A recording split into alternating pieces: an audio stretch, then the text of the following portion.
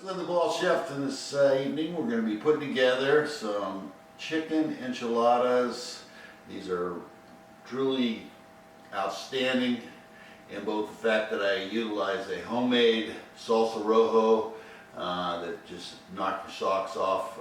If you like a good chicken enchilada, I highly recommend you giving this one a try. So without any further ado, let's get this thing rolling and I'll show you exactly how I did it.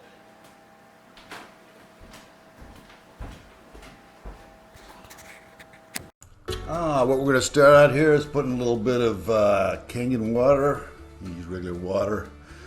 Go with about a quart of water, which we're going to use to start up this enchilada recipe. And I start up with a quartered white onion, about 4 cloves of garlic, 1/10 of crushed tomatoes. Just put that right into the stock pot. And then we're going to use some chili pods, 4 of those. Those will work really nice for the sauce. Once we have that coming up to a boil, our next step will be to add in our chicken. And I like to go with chicken thighs on this recipe. Easy to work with, boneless, skinless. Really gives this enchilada a nice taste. Now we're going to add a 1/2 cup of dark chili powder. Pull our chicken out at this point.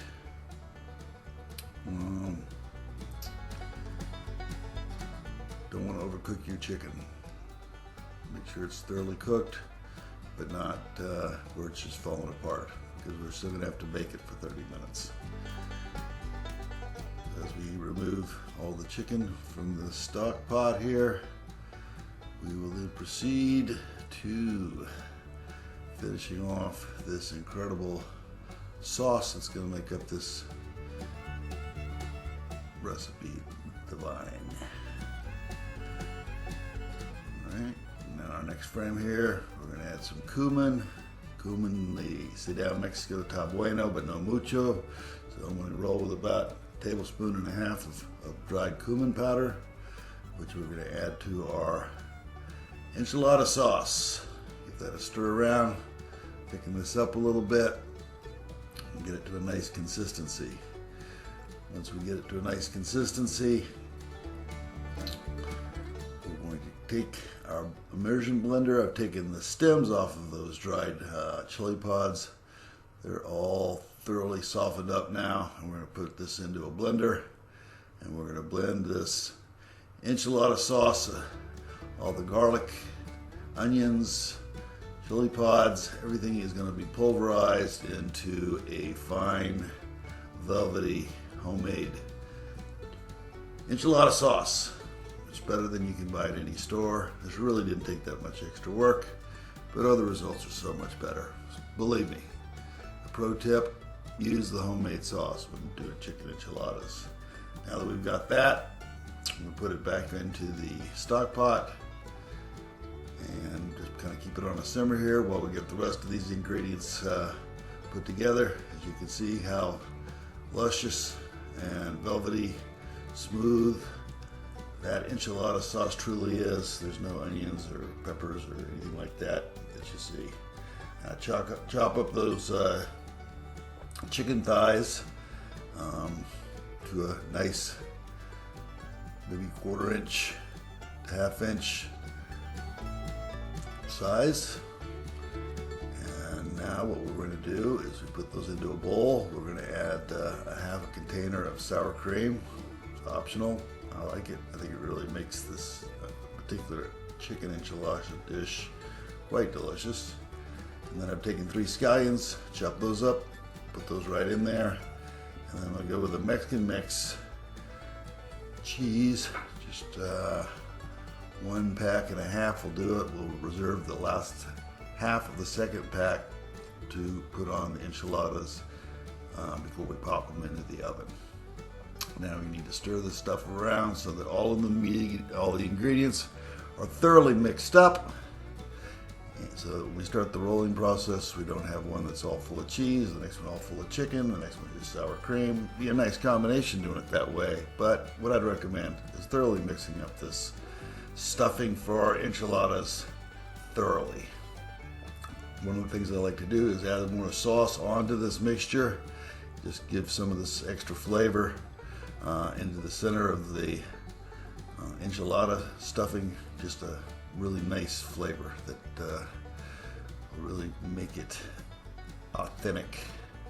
I don't know that the sour cream in Mexico would be authentic. They would use probably crema, something similar to sour cream, but I don't really like that. I like the sour cream myself. This is more of a little bit more of an Americanized version of an enchilada, but never yet, still quite good, incorporating a lot of the features that a true authentic Mexican enchilada would have. All right, so we've got this all mixed up. We're going to preheat our oven to 350 degrees on bake. We'll be baking these for 30 minutes.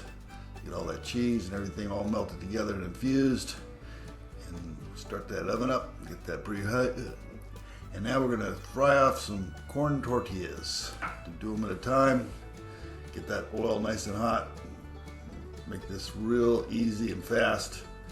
Just not soften these up. If there's a tortilleria around here, you wouldn't even need to go through this. The enchiladas the tortillas would be so soft and easy to work with. You wouldn't need this extra step. But we'll put these on paper towels. We'll soak all the grease out of them, but we want to cook up a whole small pack of 30 of these in this such fashion. I'm not going to go through the entire process. Once we have these all cooked up, we're going to take our filling that I showed you how we mixed up thoroughly, and then we're just going to roll these bad boys up. Roll these enchiladas up, put them into a Pyrex baking pan, and I'm not going to show you the whole 30 of them rolled up. I can imagine that you could imagine what this would look like when it's finished, but it's going to be mighty fine. I can't wait to dig into these. So as I get these all rolled up, we're going to go over here, do one more just for prosperity, and a little more of this filling, all nice and mixed up. Roll them up just like that, and when it's all said and done, what it should look like is this. I got a whole pot of, or a pan, I said, of rolled enchiladas, and then we're gonna slather on this incredible homemade salsa rojo enchilada salsa that's gonna knock your socks off, I guarantee it. And we will just pour all this on here, and then I'll give you a pro tip on how to get this all kind of infused down into the enchiladas. Got this big flipper, the big flipper. We'll just slather that sauce thoroughly over those enchiladas. Make sure that all that sauce is distributed evenly, and it goes down into the sides of these enchiladas, giving the center of these just that much more. And remember, I told you we were going to take that last cheese and we're going to put that up on top of our enchiladas that we're getting ready to pop into the oven.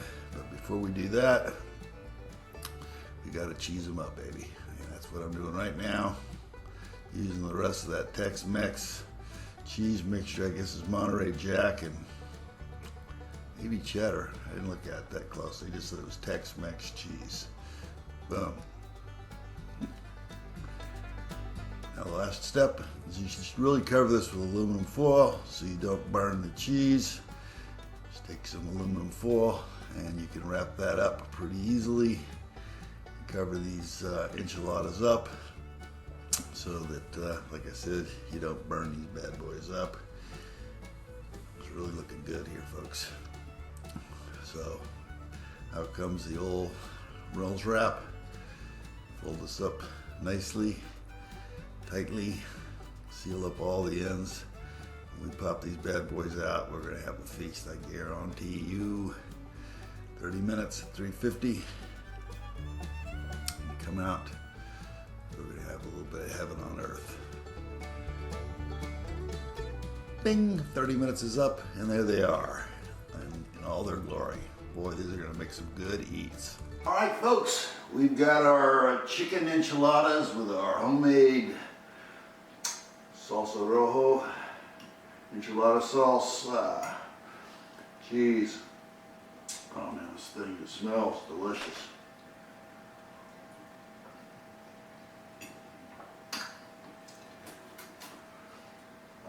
This is really good stuff, man. Well, El Paso, I've got some disturbing news for you. I think this sauce blows your canned stuff away.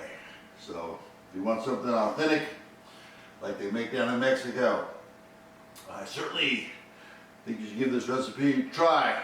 Thanks for stopping by, and as always, bon appetit.